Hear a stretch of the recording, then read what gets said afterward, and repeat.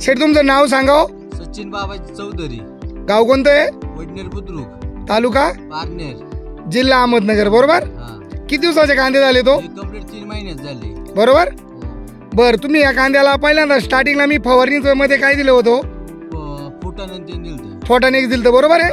त्यांनी पोगर वगैरे चांगले मस्त झालं आणि काळोखी वगैरे. टिकून राहिले. बरं, आता जे 052 34 ड्रिपके दिलं होतं त्याचे काय रिझल्ट वाटले हो? रिझल्ट म्हणजे चांगला माला फुगलाय, चांगला जास्त फुगलाही चांगला, दांडे वगैरे चांगले झाले, साईज सुद्धा चांगली आहे.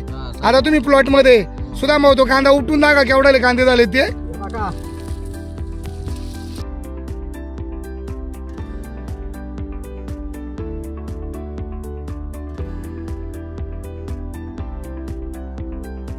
ह्या ड्रिपके बाबत तुम्ही बाकीच्या शेतकऱ्यांना काय सांगू इच्छिता? ड्रिपके वापरावा माणसाने, कारण की कुठली खत लागू पडण्यापेक्षा याच्यापेक्षा कांदा जास्त मोठा होतो. बरोबर.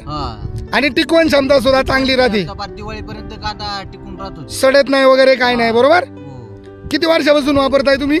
मी कमीत कमी 15 वर्ष झाली तसा वापरतोय. म्हणजे सुदाम भाऊनी तुम्ही संगत वापरायला चालू केलं? आणतोय औषध. बर, बाकीच्या शेतकऱ्यांना काय सांगाल याच्या बाबत?